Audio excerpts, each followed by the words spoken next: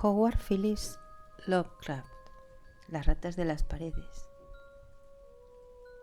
El 16 de julio de 1923 me mudé a Exham Priory, después de que el último obrero acabara su tarea.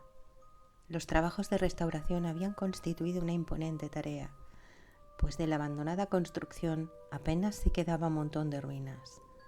Pero por tratarse del lar de mis antepasados no escatimé en gastos. Nadie habitaba la finca desde el reinado de Jacobo I, en que una tragedia de caracteres terriblemente dramáticos, aunque en gran medida incomprensibles, se cernió sobre el cabeza de la familia, 5 de sus hijos y varios criados, y obligó a marcharse de allí en medio de sombras de sospecha y terror al tercer hijo, mi progenitor, por línea paterna y único superviviente del infortunado Baje. Con el único heredero denunciado por asesinato, la propiedad volvió a manos de la corona, sin que el acusado hiciera el menor intento por excusarse o recuperar la heredad. Trastornado por un horror mayor que el de la conciencia o la ley, y expresando solo el rabioso deseo de borrar aquella antigua mansión de su vista y memoria, Walter de la Poer, 11º barón de Exham, marchó a Virginia, en donde se estableció y fundó la familia que en el siglo siguiente era conocida por el nombre de Delaporte. Exham Priory quedó abandonado, aunque con el tiempo pasó a formar parte de las propiedades de la familia Norris, y fue objeto de numerosos estudios como consecuencia de su singular arquitectura, consistente en unas torres góticas levantadas sobre una infraestructura sajona o románica, cuyos cimientos a su vez eran de un estilo o mezcla de estilos de época anterior, romano y hasta druida o el címbrico originario, si es cierto lo que cuentan las leyendas. Los cimientos eran de aspecto muy singular, pues se confundían por uno de sus lados con la sólida caliza del precipicio, desde cuyo borde el priorato dominaba un desolado valle, que se extendía 3 millas al oeste del pueblo de Anchester. A los arquitectos y anticuarios les encantaba estudiar esta extraña reliquia de épocas remotas, pero los naturales del lugar la detestaban con todas sus fuerzas. La detestaban desde hacía siglos, cuando aún vivían allí mis antepasados, y la seguían detestando ahora, en que debido a su estado de abandono la cubría una capa de musgo y mantillo. No llevaba siquiera un día en Anchester cuando me enteré de que descendía de una familia maldita. Pero ya esta semana los obreros han volado por los aires lo que quedaba de Exham Priory y están atareados en borrar las huellas de sus cimientos. De siempre he conocido la historia, sin aditamentos, de mi linaje familiar. Y sé perfectamente que mi primer antepasado americano se trasladó a las colonias envuelto en las sombras de extrañas sospechas. De los detalles, con todo, jamás he sabido nada debido a la reticencia mantenida por generaciones entre los Delaporte. Al contrario que los colonos de nuestra vecindad, rara vez nos jactamos de antepasados que batallaron en las cruzadas, o de contar en nuestro linaje con héroes medievales o renacentistas. Ni se nos transmitieron otras tradiciones que las que pudieran encerrarse en el sobre lacrado que todo hacendado latifundista dejó a su primogénito antes de estallar la guerra civil para su apertura póstuma. Las únicas glorias de las que nos jactábamos en la familia eran las alcanzadas tras la emigración, las glorias de un orgulloso y honorable, si bien un tanto retraído e insociable, linaje de Virginia. En el curso de la guerra toda nuestra fortuna se perdió, y nuestra existencia entera se vio alterada por el incendio de Carfax, residencia de la familia a orillas del río James. Mi abuelo, de edad ya avanzada, pereció entre las llamas del voraz incendio, y con él se quemó el sobre que nos ligaba al pasado. Todavía hoy puedo recordar aquel incendio que presencié con mis propios ojos a la edad de 7 años. Mientras los soldados federales vociferaban, las mujeres chillaban y los negros daban alaridos y rezaban. Mi padre se había alistado en el ejército y participaba en la defensa de Richmond, y tras múltiples formalidades mi madre y yo logramos atravesar las líneas enemigas para unirnos a él. Cuando terminó la guerra, nos trasladamos al norte, de donde provenía mi madre, y allí crecí. Me hice un hombre y en última instancia acumulé riquezas como corresponde a todo yanqui emprendedor. Ni mi padre ni yo supimos jamás qué contenía el sobre testamentario dedicado a nosotros. Además, una vez sumido en el monótono curso de la vida mercantil de Massachusetts, perdí todo interés por desvelar los misterios que sin duda se ocultaban en el remoto pasado de mi árbol genealógico. Con qué alegría habría dejado a Exham Priory a la suerte de sus murciélagos, telarañas y mantillo, si hubiera mínimamente intuido lo que escondía tras sus muros. Mi padre murió en 1904, pero sin ningún mensaje que dejar para mí, ni para mi único hijo Alfred, un muchacho de 10 años huérfano de madre. Fue precisamente Alfred quien alteró el orden en que venía transmitiéndole la información familiar.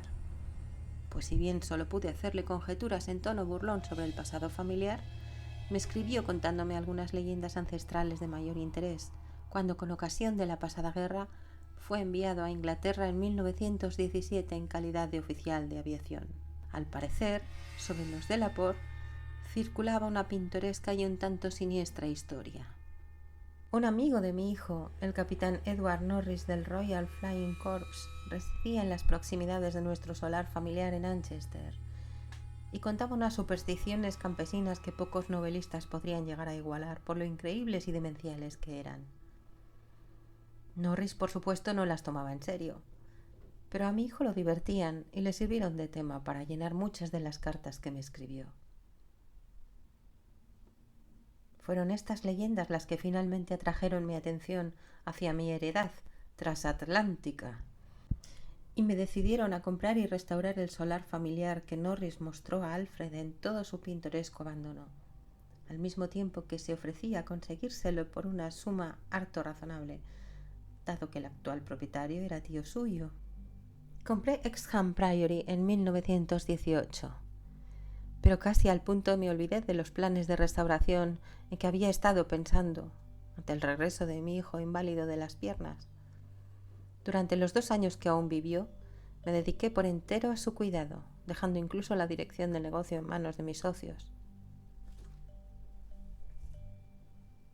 En 1921, sumido en la mayor desolación y sin saber qué hacer, apartado de toda actividad laboral y notando ya que la vejez se me venía encima, resolví distraer el resto de mis años ocupado en la nueva posesión. Llegué a Anchester un día de diciembre, hospedándome en casa del capitán Norris, un joven algo gordo y afable que estimaba mucho a mi hijo, y me ofreció su colaboración en la tarea de acopiar planos y anécdotas en los que inspirarse al emprender las obras de restauración.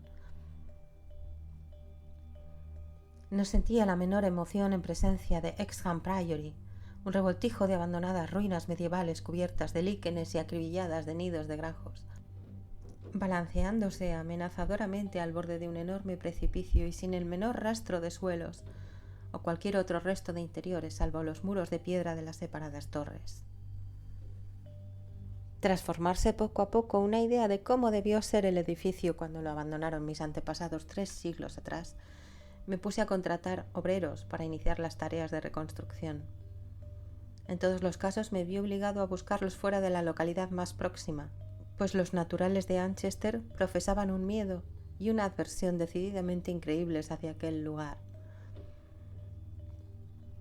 La magnitud del sentimiento era tal que a veces llegaba a contagiar a los trabajadores que venían de otros lugares, siendo esta la causa de numerosas deserciones. Por lo demás, su alcance se extendía tanto al priorato como a la antigua familia propietaria del mismo.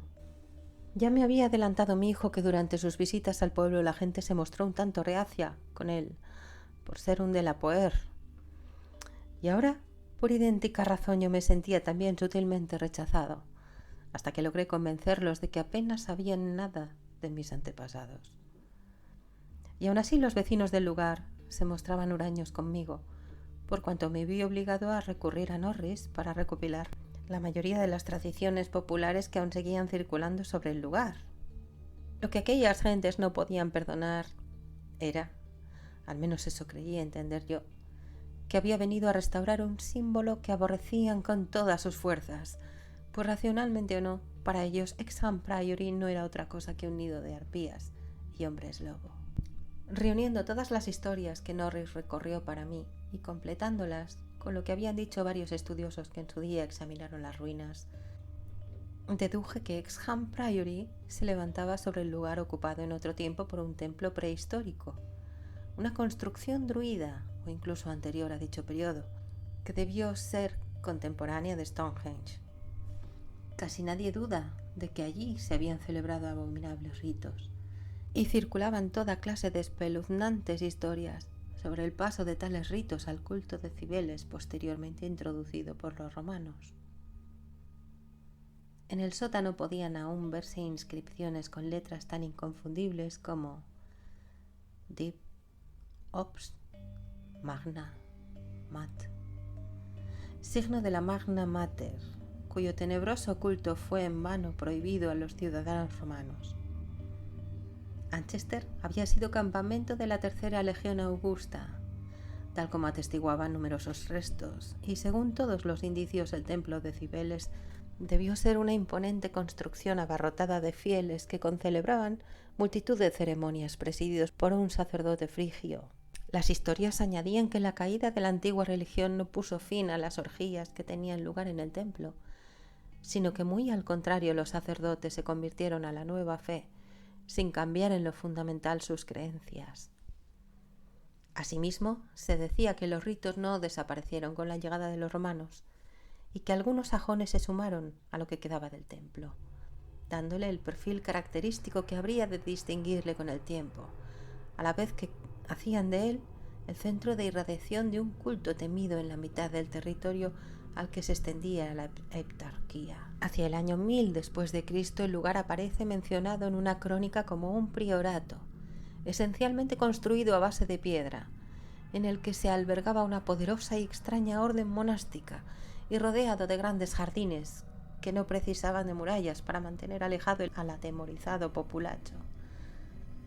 Jamás llegaron a destruirlo los daneses, si bien su suerte debió declinar radicalmente tras la conquista normanda, pues no hubo el menor impedimento para que Enrique III confiriera su propiedad a mi antepasado Gilbert de la Poer, primer barón de Exham, en 1261.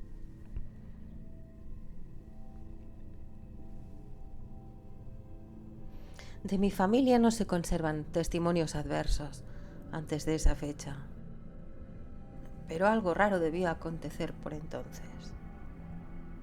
Ya en una crónica de 1307 hay una referencia a un de la Poer, al que se califica de renegado de Dios, mientras que en las leyendas populares se aprecia un miedo cerval a decir nada del castillo que se erigió sobre los cimientos del antiguo templo y priorato. Los cuentos de viejas que corrían sobre el lugar eran de lo más espeluznantes, más terroríficos si cabe por la tenebrosa reticencia y sombrías evasivas de las que se hacían gala. En ellos se representaba a mis antepasados como un linaje de demonios, junto a los que personajes de la talla de un Gilles de Retz o un Marqués de Sade no pasaban de meros aprendices, y se dejaba intuir veladamente su responsabilidad por las ocasionales desapariciones de aldeanos en el transcurso de varias generaciones. Los peores de toda la parentela, a tenor de lo que dice la tradición, fueron los varones y sus herederos directos. A menos la mayoría de las historias que circulaban se referían a ellos. Si un heredero mostraba inclinaciones más saludables, se decía en ellas, fallecía con toda seguridad en edad temprana y misteriosamente, para dejar paso a otro descendiente más en consonancia con el apellido. Los de la Poer parecían profesar un culto propio, presidido por el cabeza de familia y a veces restringido por unos cuantos miembros de la misma. El temperamento más que el linaje era el fundamento de dicho culto, pues en él participaban también quienes ingresaban en la familia por razón de matrimonio. Lady Margaret Trevor de Cornualles, mujer de Godfrey, el hijo segundo del quinto barón, acabó por convertirse en uno de los fantasmas predilectos de los niños de todo el país y en diabólica heroína de un horripilante y antiguo romance que aún se oye en las proximidades de la frontera galesa.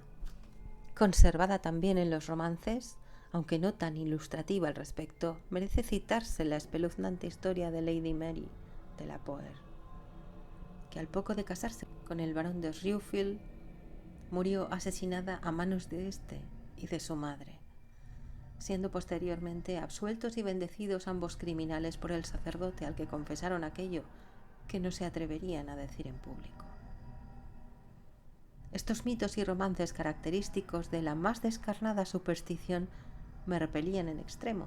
Su persistencia y su asociación a tan larga descendencia de mis antepasados resultaban especialmente irritantes, en tanto que las acusaciones de hábitos monstruosos recordaban de manera harto desagradable el único escándalo conocido de mis inmediatos antepasados.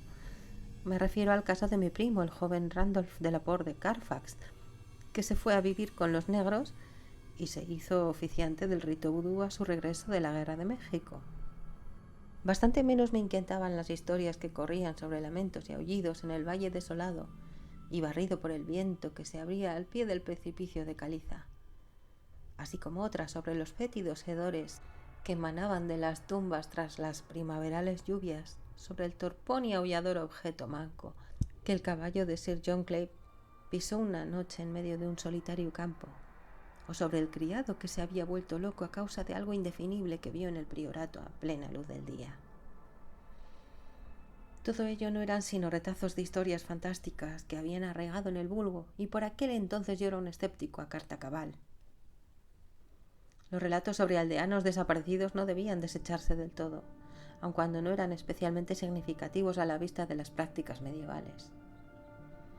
La voraz curiosidad significa la muerte, y más de una cercenada cabeza se había mostrado en público en los bastiones, de los que afortunadamente ya no quedaba huella, que se levantaban en los aledaños de Hexham Priory. Algunas de las historias que corrían eran sumamente pintorescas, hasta el punto de hacerme sentir no haber estudiado más mitología comparada en mi juventud. Así, por ejemplo, aún subsistía la creencia de que una legión de diablos con alas de vampiros se reunía todas las noches en el priorato para celebrar sus rituales aquelarres, legión cuyo mantenimiento alimenticio podía hallar explicación en la desproporcionada abundancia de verduras ordinarias cultivadas en aquellos enormes huertos. La más gráfica de todas las historias que circulaban sobre el lugar era una que relataba la dramática epopeya de las ratas, un insaciable ejército de obscenas alimañas que había surgido en tropel del interior del castillo 3 meses después de la tragedia que lo condenó al más absoluto abandono, una cenceña nauseabunda y famélica soldadesca que había barrido todo a su paso, devorando aves, gatos, perros, cerdos, ovejas y hasta 2 desventurados seres humanos antes de ver acallado su furor. En torno a tan inolvidable plaga de roedores gira todo un ciclo independiente de mitos, pues las alimañas se dispersaron por entre las casas del pueblo, suscitando toda clase de imprecaciones y horrores a su paso. Tales eran las historias que se cernían sobre mí, cuando me dispuse a acometer con la obstinación propia de un anciano las obras de restauración de mi ancestral solar. No debe creerse ni siquiera por un momento que tales historias constituían lo esencial del entorno psicológico en el que me desenvolvía. Por otro lado, contaba con el apoyo decidido y constante del capitán Norris y de los arqueólogos que me rodeaban y asistían en mi tarea. Una vez terminada la obra, algo más de 2 años después de iniciada, pude contemplar aquel conjunto de amplias habitaciones, revestidos muros, abovedados techos, ventanas con parteluces y anchas escaleras, con un orgullo que compensaba con creces los cuantiosos gastos que supuso la restauración. No había detalle medieval que no estuviera diestramente reproducido, y las partes nuevas armonizaban a la perfección con los muros y cimientos originales. El solar de mis antepasados estaba de nuevo en pie, y ahora solo me quedaba redimir la fama local de la línea familiar que terminaba en mí. Me quedaría a vivir allí permanentemente y demostraría a todos que un de la Poer, pues había adoptado de nuevo la grafía original del apellido, no tenía por qué ser un ser diabólico. Mi confort se vio en parte aumentado por el hecho de que, aunque Hexham Priory estaba construido según los cánones medievales, su interior era absolutamente nuevo y se hallaba libre de vetustos fantasmas y nocivas alimañas. Como ya he dicho, me mudé a Hexham Priory el 16 de julio de 1923. Me hacían compañía en mi nueva residencia 7 criados y 9 gatos, animal este por el que siento una especial atracción. Mi gato más viejo, Negrito, tenía 7 años y vino conmigo desde Bolton, en Massachusetts. El resto de los gatos los había ido reuniendo mientras vivía con la familia del capitán Norris en el curso de las obras de restauración del priorato. Durante 5 días nuestra rutina prosiguió en medio de la más absoluta calma, empleando la mayor parte del tiempo en la clasificación de antiguos documentos relativos a la familia. Disponía ya de unas cuantas descripciones muy detalladas de la tragedia final y la huida de Walter de la Poer, que supuse sería lo que encerraba el legajo hereditario perdido en el incendio de Carfax. Al parecer, a mi antepasado se le acusó con sobrada razón de matar al resto de los moradores de la casa, salvo 4 criados cómplices suyos mientras dormían. Unas 2 semanas después de un sorprendente descubrimiento que habría de alterar toda su forma de ser, pero que no debió desvelar más que a los criados que colaboraron con él en el asesinato y seguidamente huyeron lejos del alcance de la justicia. Esta degollina premeditada, en total un padre, 3 hermanos y 2 hermanas, fue en gran medida condonada por los aldeanos y con tal negligencia dictaminada por la justicia que su instigador pudo huir con todos los honores, sin sufrir el menor daño ni tener que disfrazarse a Virginia. El sentir general que circulaba por el pueblo era que había librado a aquellas tierras de la maldición inmemorial que sobre ellas pesaba. Ni siquiera puedo conjeturar cuál fue el descubrimiento que llevó a mi antepasado a cometer tal abominable acción.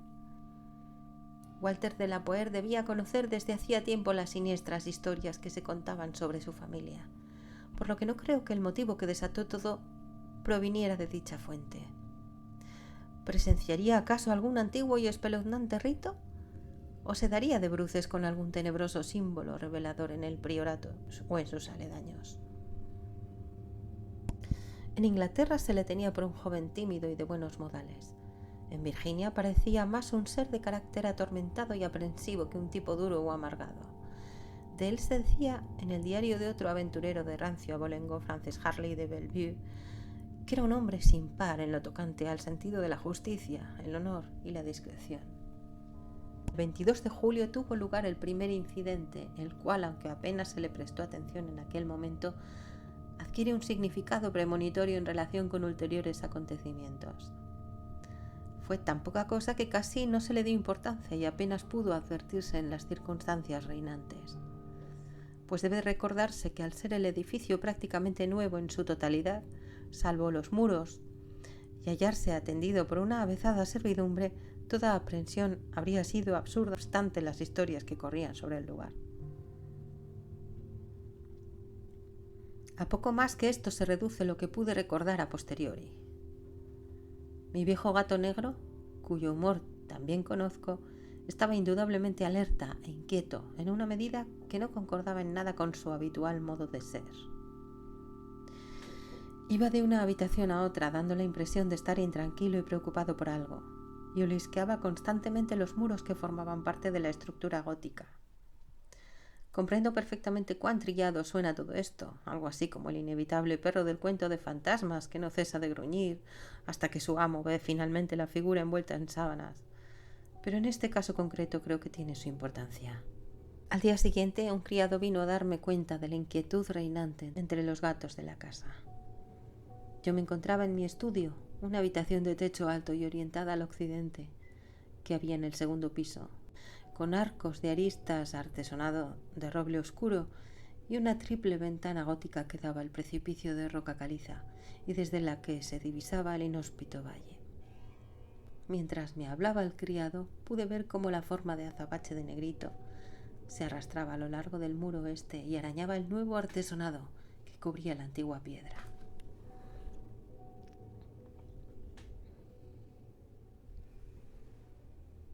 Le dije al criado que debía tratarse de algún extraño olor o emanación procedente de la antigua mampostería y que si bien era imperceptible al olfato humano, debía afectar a los sensibles órganos de los felinos a pesar del artesonado que lo recubría. Así lo creía sinceramente, y cuando aquel hombre aludió a la posible presencia de roedores le dije que en aquel lugar no había habido ratas durante 300 años. y que difícilmente podrían encontrarse los ratones de la campiña que lo circundaba en tan altos muros, pues nunca se los había visto merodeando por allí. Aquella misma tarde llamé al capitán Norris, que me aseguró que le parecía bastante increíble que los ratones del campo infestaran de repente el priorato, pues que él supiera no había precedentes de nada semejante. Aquella noche, prescindiendo como de costumbre de la ayuda del mayordomo, me retiré a la cámara de la torre orientada al occidente que me había reservado. A ella se llegaba desde el estudio tras subir por una escalinata de piedra y atravesar una pequeña galería. La primera antigua en parte, la segunda enteramente restaurada. La estancia era circular, de techo muy alto y sin revestimiento alguno, si bien de la pared colgaban unos tapices que había comprado en Londres. Tras comprobar que Negrito se hallaba conmigo, cerré la pesada puerta gótica y me recogí a la luz de aquellas bombillas eléctricas que tanto se asemejaban a bujías. Al cabo de un rato apagué la luz y me dejé hundir en la taraceada y endoselada cama coronada por 4 baldaquines, con el venerable gato en su habitual lugar, a mis pies. No eché las cortinas, quedando mi mirada fija en la angosta ventana que daba al norte y tenía justo enfrente a mí. Un esbozo de aurora se dibujaba en el cielo, destacando la siempre grata silueta de las primorosas tracerías de la ventana. En un momento dado debí quedarme apaciblemente dormido, pues recuerdo claramente una sensación de despertar de extraños sueños, cuando el gato dio un brusco respingo, abandonando la serena posición en que se encontraba. Pude verlo gracias al tenue resplandor de la aurora. Tenía la cabeza enhiesta hacia adelante, las patas delanteras clavadas en mis tobillos y las traseras estiradas cuán largas eran. Miraba fijamente a un punto de la pared situado algo al oeste de la ventana, un punto en que mi vista no encontraba nada digno de resaltar, pero en el que se concentraban ahora mis 5 sentidos. Mientras observaba comprendí el motivo de la excitación de Negrito. Si se movieron o no los tapices es algo que no sabría decir. A mí me pareció que sí, aunque muy ligeramente. Pero lo que sí puedo jurar es que detrás de los tapices oí un ruido, leve pero nítido, como de ratas o ratones escabulléndose precipitadamente. No había transcurrido un segundo cuando ya el gato se había arrojado materialmente sobre el tapiz de matizados colores, haciendo caer al suelo debido a su peso la parte a la que se agarró, y dejando al descubierto un antiguo y húmedo muro de piedra, retocado aquí y allá por los restauradores, y sin la menor traza de roedores merodeando por sus inmediaciones. Negrito recorrió de arriba abajo el suelo de aquella parte del muro, desgarrando el tapiz caído e intentando en ocasiones introducir sus garras entre el muro y la tarima del suelo. Pero no encontró nada, y al cabo de un rato volvió muy fatigado a su habitual posición a mis pies. Yo no me había levantado de la cama, pero no volví a conciliar el sueño en toda la noche. A la mañana siguiente indagué entre la servidumbre, pero nadie había advertido nada anormal, excepto la cocinera, que recordaba el anómalo comportamiento de un gato que dormitaba en el alféizar de su ventana. El gato en cuestión se puso a maullar a cierta hora de la noche, despertando a la cocinera justo a tiempo de verlo lanzarse a toda velocidad por la puerta abierta escaleras abajo. A mediodía me quedé un rato amodorrado y al despertarme fui a visitar de nuevo al capitán Norris, que mostró especial interés en lo que le conté. Los incidentes extraños, tan raros a la vez que tan curiosos, despertaban en él el sentido de lo pintoresco y le trajeron a la memoria multitud de recuerdos de historias locales sobre fantasmas. No conseguíamos salir de nuestro estupor ante la presencia de las ratas, y lo único que se le ocurrió a Norris fue dejarme unos cepos y unos polvos de verde de París, que de vuelta a casa mandé a los criados colocar en lugares estratégicos. Me fui pronto a la cama, pues tenía mucho sueño, pero mientras dormía me asaltaron atroces pesadillas. En ellas miraba hacia abajo desde una impresionante altura una gruta débilmente iluminada, cuyo suelo estaba cubierto por una gruesa capa de estiércol. En el interior de dicha gruta había un demonio porquerizo de canosa barba que dirigía con su cayado un rebaño de bestias fungiformes y flácidas, cuya sola vista me produjo una indescriptible repugnancia. Luego, mientras el porquero se detenía un instante y se inclinaba para divisar su rebaño, un impresionante enjambre de ratas llovió del cielo, sobre el hediondo abismo y se puso a devorar a animales y hombre. Tras tan terrorífica visión me desperté bruscamente a causa de los bruscos movimientos de Negrito, que como de costumbre dormía a mis pies. Esta vez no tuve que inquirir por el origen de sus gruñidos y resoplidos, ni por el miedo que le impulsaba a hundir sus garras en mis tobillos, inconsciente de su efecto, pues las 4 paredes de la estancia bullían de un sonido nauseabundo, el repugnante deslizarse de gigantescas ratas famélicas. En esta ocasión no había aurora que permitiera ver en qué estado se encontraba el tapiz, cuya sección caída había sido reemplazada, pero no vacilé ni un instante en encender la luz. Al resplandor de esta pude ver cómo todo el tapiz era presa de una espantosa sacudida, hasta el punto de que los dibujos de por sí ya un tanto originales se pusieron a ejecutar una singular danza de la muerte. La agitación desapareció casi al instante y con ella los ruidos. Saltando del lecho hurgué en el tapiz con el largo mango del calentador de cama que había en la habitación y levanté una parte del mismo para ver qué había debajo, pero allí no había sino el restaurado muro de piedra, y para entonces ya había remitido el estado de tensión en que se encontraba el gato debido al olfateo de algo anómalo. Cuando examiné el cepo circular que había colocado en la habitación, pude ver que todos los orificios se encontraban forzados, aunque no quedase rastro de lo que debió escaparse tras caer en la trampa. Naturalmente ni se me pasó por la cabeza volver a la cama, así que encendí una vela, abrí la puerta y salí a la galería, al final de la cual estaban las escaleras que conducían a mi estudio, con Negrito siempre pegado a mis talones. Antes de llegar a la escalinata de piedra, empero, el gato salió disparado delante de mí y desapareció tras el antiguo tramo. Mientras bajaba las escaleras llegaron de repente hasta mí unos sonidos producidos en la gran estancia que quedaba debajo, unos sonidos de tal naturaleza que no podían inducir a equívoco. Los muros de artesonado de roble bullían de ratas que se deslizaban y se arremolinaban en un inusitado frenesí, mientras Negrito corría de un lado para otro con la irritación propia del cazador burlado. Al llegar abajo encendí la luz, pero no por ello remitió el ruido esta vez. Las ratas se veían alborotadas, dispersándose en baraúnda, con tal estrépito y nitidez que finalmente no me fue difícil asignar una dirección precisa a sus movimientos. Aquellas criaturas, en número al parecer incalculable, estaban embarcadas en un impresionante movimiento migratorio, desde inimaginables alturas hasta una profundidad desconocida. Seguidamente oí un ruido de pasos en el corredor, y unos instantes después 2 criados abrían de golpe la maciza puerta. Rastreaban toda la casa en busca del origen de aquel revuelo que llevó a todos los gatos de la casa a lanzar estridentes maullidos y a saltar precipitadamente varios tramos de escalera hasta llegar ante la puerta cerrada del sótano, donde se agazaparon sin dejar de maullar. Les pregunté a los criados si habían visto las ratas, pero su respuesta fue negativa.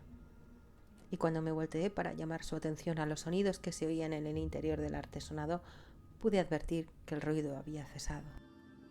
Junto con aquellos 2 hombres bajé hasta la puerta del sótano, pero para entonces ya se habían dispersado los gatos. Luego decidí explorar la cripta que había debajo, pero de momento me limité a inspeccionar los cepos. Todos habían saltado, pero no tenían ni un solo ocupante. Contento porque, excepto los felinos y yo, nadie más había oído las ratas, me senté en mi estudio hasta que alboreó el día, reflexionando intensamente sobre cuál pudiera ser la causa de todo ello y tratando de recordar todo fragmento de leyenda desenterrado por mí que hiciera referencia al edificio en que habitaba. Dormí un poco por la mañana, reclinado en el único sillón confortable del gabinete que mi medieval diseño del mobiliario no logró proscribir. Al despertarme llamé por teléfono al capitán Norris, quien se presentó al cabo de un rato y me acompañó en la exploración del sótano. No encontramos absolutamente nada que nos llamase la atención, aunque no pudimos reprimir un escalofrío al enterarnos de que la cripta databa de tiempos de los romanos.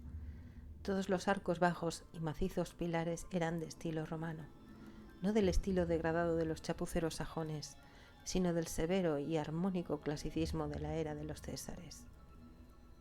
Como cabía esperar, las paredes abundaban en inscripciones familiares a los arqueólogos que habían explorado en repetidas ocasiones el lugar, podían leerse cosas del estilo de P, Getae, Prop, Temp, Dona y L Prae versus Pontifi, Atis y otras más. La referencia a Atis me produjo un estremecimiento, pues había leído a Cátulo y sabía algo de los abominables ritos dedicados al dios oriental, cuyo culto tanto se confundía con el de Cibeles. Norris y yo, a la luz de unos faroles, tratamos de interpretar los extraños y descoloridos dibujos que se veían en unos bloques de piedra irregularmente rectangulares, que debieron ser altares en otro tiempo, pero no pudimos sacar nada en claro. Recordamos que uno de aquellos dibujos, una especie de sol del que salían unos rayos en todas las direcciones, fue escogido por los estudiantes para mostrar que no era de origen romano, sugiriendo que los sacerdotes romanos se habían limitado a adoptar aquellos altares que provendrían de un templo más antiguo y probablemente aborigen levantados sobre aquel mismo suelo. En uno de aquellos bloques se advertían unas manchas marrones que me dieron que pensar. El mayor de todos ellos, un bloque que se encontraba en el centro de la estancia, tenía ciertos detalles en la cara superior que indicaban que había estado en contacto con el fuego. Probablemente se trataba de ofrendas incineradas. Tales eran las cosas que se veían en aquella cripta cuya puerta los gatos habían estado maullando y donde Norris y yo habíamos decidido pasar la noche. Los criados, a quienes se les advirtió que no se preocuparan por los movimientos de los gatos durante la noche, bajaron sendos sofás y Negrito fue admitido en calidad de ayuda a la vez que de compañía. Juzgamos oportuno cerrar herméticamente la gran puerta de roble, una réplica moderna con rendijas para la ventilación, y seguidamente nos retiramos con los faroles aún encendidos a aguardar cuanto pudiera depararnos la noche. La cripta estaba en la parte inferior de los cimientos del priorato y al fondo de la cara del prominente precipicio que dominaba el desolado valle. No dudaba que alguien había sido el objetivo de las infatigables e inexplicables ratas, aun cuando no sabría decir el motivo. Mientras aguardábamos expectantes, mi vigilia se entremezclaba ocasionalmente con sueños a medio formar, de los que me despertaban los inquietos movimientos del gato que, como de costumbre, se encontraba a mis pies. Pero aquella noche mis sueños no tuvieron nada de agradable. Al contrario, fueron tan espeluznantes como los de la noche anterior. De nuevo aparecían ante mí la siniestra gruta en penumbra y el porquero con sus innumerables y fungiformes bestias, revolcándose en el cieno, y al mirar a aquellos seres me parecían más cerca y con perfiles más precisos, tan precisos que casi podía ver sus rasgos físicos. Luego pude ver la flácida fisonomía de uno de ellos, cuando de repente desperté profiriendo tal grito que Negrito dio un violento respingo, mientras el capitán Norris, que no había pegado el ojo en toda la noche, se echó a reír a carcajadas. Y aún más, o quién sabe si menos, habría reído Norris de haber sabido el motivo de mi estruendoso grito. Pero ni yo mismo lo recordé hasta pasado un rato. El horror descarnado tiene la virtud de paralizar a menudo la memoria. Norris me despertó al empezar a manifestarse el fenómeno. En el curso del referido y espantoso sueño me desveló con una ligera sacudida, instándome a que escuchara el ruido de los gatos. Y bien que podía escucharse, pues al otro lado de la cerrada puerta, al pie de la escalinata de piedra, había una verdadera baraúnda de felinos aullando y arañando en la madera, mientras Negrito, absorto por completo de cuanto pudieran estar haciendo sus congéneres, corría alocadamente a lo largo de los desnudos muros de piedra, en los que pude percibir claramente el mismo ajetreo de ratas deslizándose que tanto me había atribulado la noche anterior. Un indescriptible terror se apoderó de mí, pues aquellas anomalías no podían explicarse por procedimientos normales. Aquellas ratas, de no ser las criaturas procedentes de un estado febril que solo yo compartía con los gatos, debían escabullirse y tener su madriguera entre los muros romanos que creí estaban formados por bloques de caliza sólida. A menos, se me ocurrió pensar, que la acción del agua en el curso de más de 17 siglos hubiera ahora dado sinuosos túneles que los roedores habrían posteriormente despejado y ensanchado. Pero aún así el horror espectral que experimentaba no era menor, pues en el supuesto de que se tratase de alimañas de carne y hueso, ¿por qué Norris no oía su repugnante alboroto? ¿Por qué me instó a que observara a Negrito y escuchara los maullidos de los gatos afuera? ¿Y por qué intuía difusamente y sin fundamento los motivos que les llevaban a armar tal revuelo? Para cuando conseguí decirle de la forma más racional que pude lo que creía estar oyendo, hasta mis oídos llegó el último tenue sonido de aquel incansable revuelo. Ahora daba la impresión de que el ruido se alejaba. Se oía aún más abajo, muy por debajo del nivel del sótano, hasta el punto de que todo el precipicio parecía acribillado de ratas, en continuo ajetreo. Norris no se mostraba tan escéptico como yo había anticipado, sino que parecía profundamente agitado. Me indicó por señas que ya había cesado el estrépito de los gatos, los cuales parecían dar a las ratas por perdidas. Entretanto, Negrito era presa de nuevo desasosiego y se ponía a arañar frenéticamente la base del gran altar de piedra levantado en el centro de la habitación, si bien se encontraba más próximo del sofá de Norris que del mío. Llegado a este punto, mi temor hacia lo desconocido había alcanzado proporciones inconmensurables. Entonces ocurrió algo sorprendente, y pude ver cómo el capitán Norris, un hombre más joven, corpulento y presumiblemente de ideas más materialistas que las mías, se hallaba tan inquieto como yo, probablemente porque conocía harto bien y de toda la vida la leyenda local. De momento no podíamos hacer sino limitarnos a observar cómo Negrito hundía sus garras cada vez con menos fervor en la base del altar, levantando de vez en cuando la cabeza y maullando en dirección mía de aquella manera tan persuasiva con que acostumbraba a hacerlo cuando quería algo de mí. Norris acercó un farol al altar y examinó de cerca el lugar donde Negrito estaba arañando. Se arrodilló en silencio y desbrozó los líquenes que estaban allí desde hacía siglos y unían el macizo bloque prerromano al teselado suelo. Pero tras mucho escarbar no encontró nada de particular, y ya estaba a punto de cejar en sus esfuerzos cuando advertí una circunstancia trivial que me hizo estremecer, aun cuando no podía decirse que me cogiera totalmente de improviso. Hice partícipe de mi descubrimiento a Norris, y ambos nos pusimos a examinar aquella casi imperceptible manifestación con la fijeza propia de quien realiza un fascinante hallazgo que confirma lo acertado de sus pesquisas. En suma, se trataba de lo siguiente: la llama del farol colocado junto al altar oscilaba, ligera pero evidentemente, debido a una corriente de aire que nos soplaba antes, y que sin duda procedía de la rendija que había entre el suelo y el altar, en donde Norris había estado desbrozando los líquenes. Pasamos el resto de la noche en el estudio inundado de luz, discutiendo en medio de una cierta excitación el paso siguiente a dar. El descubrimiento bajo aquellas malditas ruinas de una cripta por debajo de los cimientos inferiores que se conocían de la mampostería romana, una cripta que había pasado inadvertida a los avezados anticuarios que exploraron el edificio por espacio de 3 siglos, habría bastado para excitarnos a Norris y a mí, profanos en todo lo que se relacionaba con lo siniestro. Por decirlo así, la fascinación tenía una doble vertiente, y vacilamos no sabiendo si cejar en nuestras pesquisas y abandonar de una vez para siempre el priorato, por supersticiosa precaución, o satisfacer nuestro sentido de la aventura y el riesgo, cualesquiera que fuesen los horrores que pudiéramos esperarnos al adentrarnos en aquellos desconocidos abismos. Ya de mañana llegamos a un acuerdo. Iríamos a Londres en busca de arqueólogos y científicos capacitados para desvelar aquel misterio. Debo decir, asimismo, que antes de abandonar el sótano intentamos en vano correr el altar central, al que ahora reconocíamos como la puerta de acceso a nuevas cimas de indefinible terror. A hombres más doctos que nosotros tocaría desvelar qué secretos misteriosos ocultaba aquella puerta.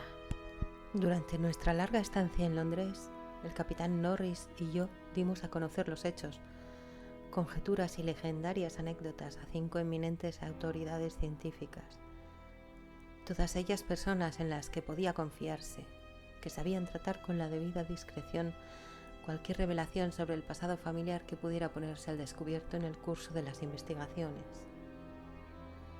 La mayoría de aquellos hombres parecían poco inclinados a tomar el asunto a la ligera. Al contrario, desde el primer momento demostraron un gran interés y una sincera comprensión. No creo que haga falta dar el nombre de todos los expedicionarios, pero puedo decir que entre ellos se encontraba Sir William Brinton, cuyas excavaciones en el Trot llamaron la atención de casi todo el mundo en su día. Al tomar con ellos el tren para Manchester sentí una especie de desasosiego, algo así como si estuviera al borde de espeluznantes revelaciones, una sensación reflejada por entonces en el afligido semblante de muchos americanos que vivían en Londres debido a la inesperada muerte de su presidente al otro lado del océano. El 7 de agosto por la tarde llegamos a Exham Priory, donde los criados me aseguraron que nada extraño había ocurrido en mi ausencia. Los gatos, incluso el anciano negrito, habían estado absolutamente tranquilos y ni un solo cepo se había levantado en toda la casa. Las exploraciones iban a dar comienzo al día siguiente. Entretanto, asigné a cada uno de mis huéspedes habitaciones equipadas con todo lo que pudieran necesitar. Yo me fui a dormir a mi cámara de la torre, con Negrito siempre a mis pies. Al poco caí dormido, pero espantosos sueños volvieron a asaltarme. Tuve una pesadilla de una fiesta romana, como la de Trimalción, en la que pude ver una abominable monstruosidad en una fuente cubierta. Luego volví a ver aquella maldita y recurrente visión del porquero y su hedionda piara en la tenebrosa gruta. Pero cuando me desperté ya era de día y en las habitaciones de abajo no se oían ruidos anormales. Las ratas, ya fuesen reales o imaginarias, no me habían molestado en lo más mínimo y Negrito seguía durmiendo plácidamente. Al bajar comprobé que en el resto de la casa reinaba una absoluta quietud. A juicio de uno de los científicos que me acompañaban, un tipo llamado Thornton, estudioso de los fenómenos psíquicos, ello se debía a que ahora se me mostraba únicamente lo que ciertas fuerzas desconocidas querían que yo viera. Razonamiento este, a decir verdad, que encontré bastante absurdo. Todo estaba dispuesto para empezar. Así que a las 11 de la mañana de aquel día, los 7 hombres que integrábamos el grupo, provistos de focos eléctricos y herramientas para excavaciones, bajamos al sótano y cerramos la puerta con cerrojo tras de nosotros. Negrito nos acompañaba, pues los investigadores no hallaron oportuno despreciar su excitabilidad y prefirieron que se hallase presente por si se producían difusas manifestaciones de la presencia de los roedores. Apenas reparamos unos momentos en las inscripciones romanas y en los indescifrables dibujos del altar, pues 3 de los científicos ya los habían visto anteriormente y todos los componentes de la expedición estaban al tanto de sus características. Atención especial se prestó al imponente altar central. Al cabo de una hora, Sir William Brinton había logrado desplazarlo hacia atrás, gracias a la ayuda de una especie de palanca para mí desconocida. Ante nosotros se puso al descubierto tal horror que no habríamos sabido cómo reaccionar de no estar prevenidos. A través de un orificio casi cuadrado abierto en el enlosado suelo y desparramados a lo largo de un tramo de escalera tan desgastado que parecía poco más que una superficie plana con una ligera inclinación en el centro, se veía un horrible amasijo de huesos de origen humano, cuanto menos semihumano. Los esqueletos que conservaban su postura original evidenciaban actitudes de infernal pánico, y en todos los huesos se apreciaba la huella de mordeduras de roedores. No había nada en aquellos cráneos que indujera a pensar que pertenecieran a seres con un alto grado de idiocia o cretinismo, o siquiera en la posibilidad de que fueran restos de antropoides prehistóricos. Por encima de los escalones rebosantes de inmundicia se abría en forma de arco un pasadizo en descenso, que parecía labrado en la roca viva, por el que circulaba una corriente de aire. Pero aquella corriente no era una bocanada brusca y hedionda, cual si de una cripta cerrada se tratase, sino una agradable brisa con algo de aire fresco. Tras detenernos un momento, nos aprestamos, en medio de un general escalofrío, a abrirnos paso escalera abajo. Fue entonces cuando Sir William, tras examinar atentamente los labrados muros, hizo la sorprendente observación de que el pasadizo, a tenor de la dirección de los golpes, parecía haber sido labrado desde abajo.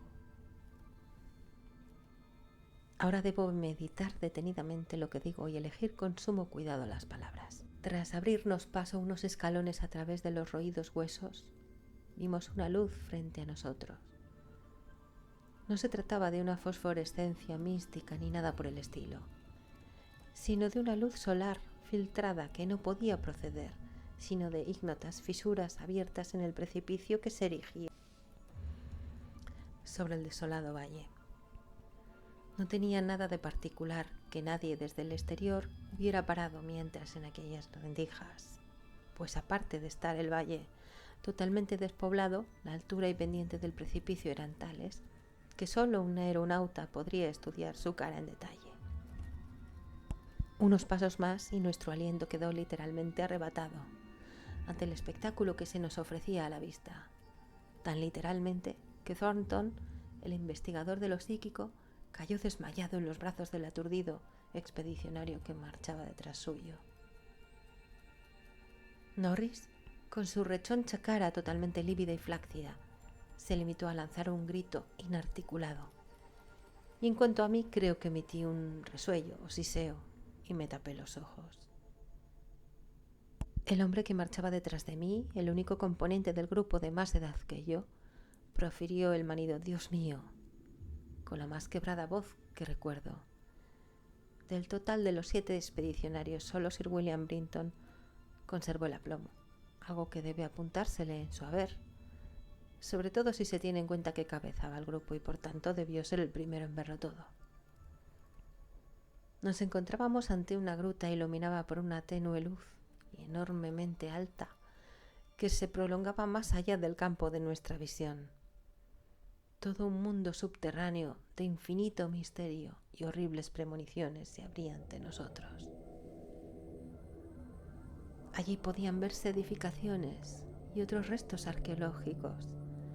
Con una mirada presa de terror, divisé un extraño túmulo, un imponente círculo de monolitos, unas ruinas romanas de baja bóveda, una pira funeraria sajona derruida y una primitiva construcción inglesa de madera. Pero todo quedaba empequeñecido ante el repulsivo espectáculo que podía divisarse hasta donde llegaba la vista. Unos metros más allá de donde acababa la escalera se extendía por todo el recinto una demencial maraña de huesos humanos, o al menos igual de humanos de los que habíamos visto unos metros atrás. Como un mar de espuma, aquellos huesos cubrían todo el ámbito que abarcaba la vista. Unos sueltos, otros articulados, total, parcialmente como esqueletos. Estos últimos se encontraban en posturas que reflejaban un diabólico frenesí, como si estuviesen repeliendo alguna amenaza o aferrando otros cuerpos con intenciones caníbales. Cuando el doctor Trask, el antropólogo del grupo, se detuvo para examinar e identificar los cráneos, se encontró con que estaban formados por una mezcolanza degradada que le sumió en el más completo estupor. En su mayoría, aquellos restos pertenecían a seres muy por debajo del hombre de Piltdown en la escala de la evolución, pero en cualquier caso eran, sin la menor duda, de origen humano. Muchos eran de grado superior y solo unos pocos eran cráneos de seres con los sentidos y el cerebro plenamente desarrollados. No había hueso que no estuviera roído, sobre todo por ratas, pero también por otros seres de aquella jauría semihumana. Mezclados con ellos podían verse muchos huesecillos de ratas, guerreros caídos del letal ejército que había cerrado un antiguo ciclo épico. Dudo que alguno de nosotros conservase su lucidez a lo largo de aquel día de horrorosos descubrimientos. Ni Hoffman ni Huisman podían imaginarse una escena más asombrosamente increíble, más atrozmente repulsiva, ni más góticamente grotesca que la que se ofrecía a la vista de aquella sombría gruta, por la que los 7 expedicionarios avanzábamos a tumbos. Íbamos de revelación en revelación, a la vez que tratábamos de evitar todo pensamiento que se nos viniera a la cabeza sobre lo que pudiera haber acaecido en aquel lugar. 300, 1000, 2000 o quién sabe si 10.000 años atrás. Aquel lugar era la antesala del infierno. Y el pobre Thornton volvió a desmayarse cuando Trask le dijo que algunos de aquellos esqueletos debían descender de cuadrúpedos a lo largo de las 20 o más generaciones que les precedieron. A un horror seguía otro cuando empezábamos a interpretar las ruinas arquitectónicas.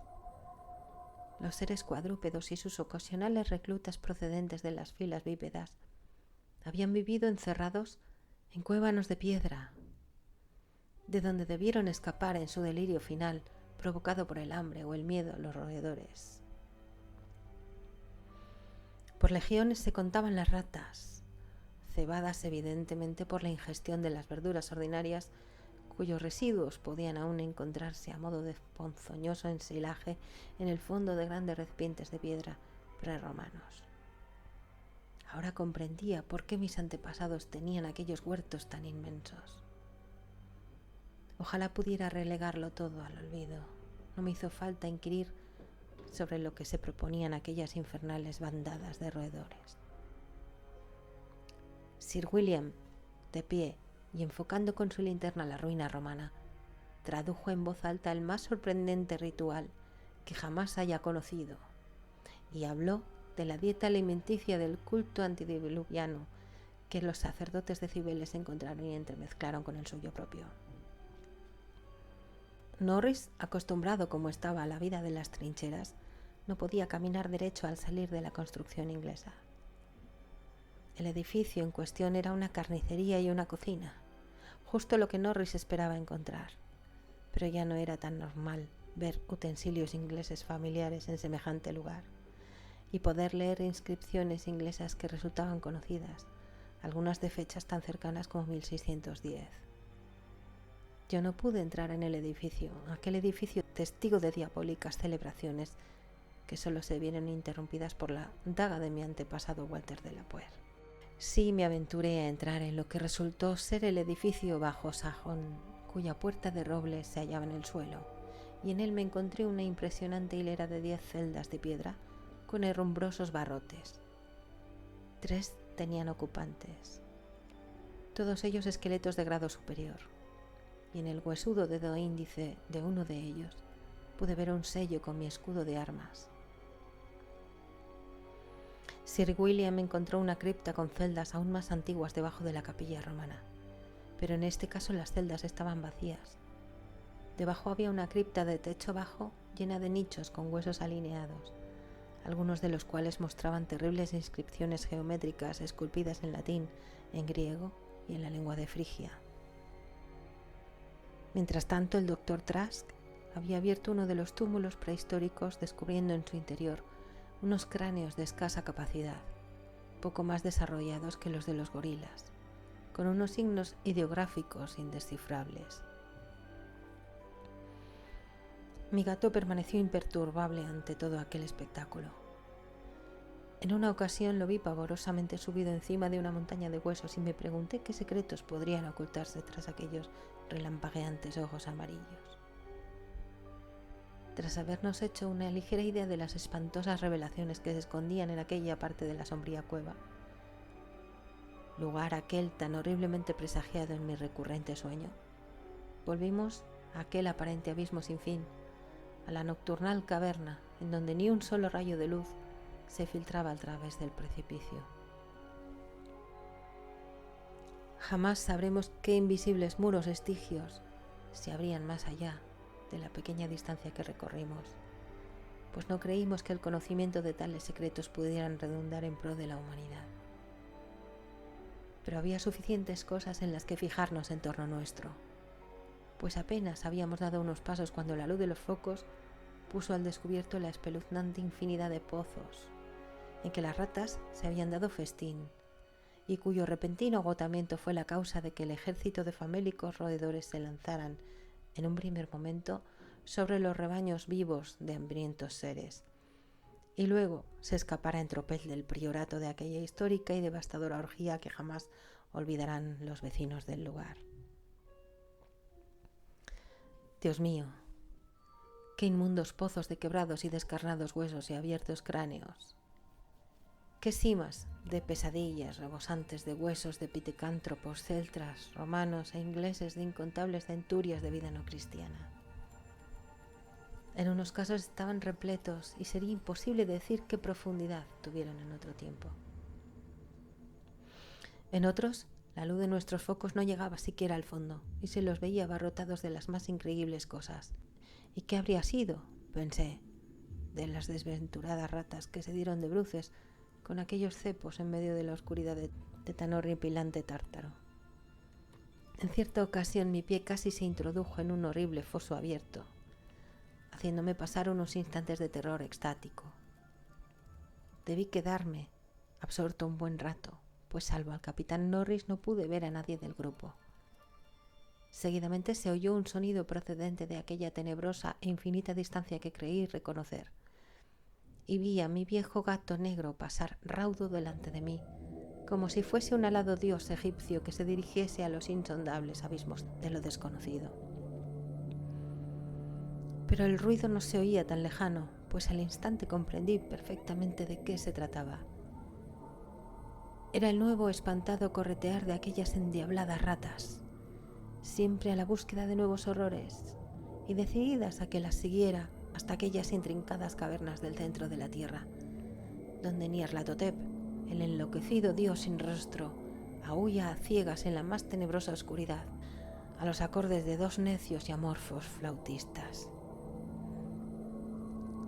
Mi foco se apagó, pero no por ello dejé de correr. Oía voces, alaridos y ecos, pero por encima de todo percibía ligeramente aquel abominable, inconfundible corretear, en un principio tenuamente y luego con mayor intensidad, como un cadáver rígido o hinchado se desliza mansamente por la corriente de un río de grasa que discurre bajo infinitos puentes de ónix, hasta desembocar en un negro putrefacto mar. Algo me rozó, algo flácido y rechoncho. Debían ser las ratas. Ese viscoso, gelatinoso y famélico ejército que haya deleite en vivos y muertos. ¿Por qué no iban a comer las ratas a un Delapuer si los Delapuer no se recataban de comer cosas prohibidas? La guerra se comió a mi hijo, al diablo todos, y las llamas yanquis devoraron a Carfax, reduciendo a cenizas al viejo Delapuer y al secreto de la familia. No, repito que no soy el demonio porquero de la oscura gruta. No era la gordinflona cara de Edward Norris lo que había encima de aquel flácido ser fungiforme. Él seguía vivo, pero mi hijo murió. ¿Cómo pueden ser propiedad de un Norris las tierras de un Delapuer? Es vudú, te lo digo yo, esa serpiente moteada. Maldito Thornton, te enseñaré a desmayarte ante las obras de mi familia. Por los clavos de Cristo, canalla, te va a gustar de la sangre. ¿Pero es que quieren que los siga por estos infernales recovecos? Magna Mater, Magna Mater. Atis, dia ad agaid, ad audaun, agnus vas dunac ort, donas dolas ort, agus eat sa, ungle.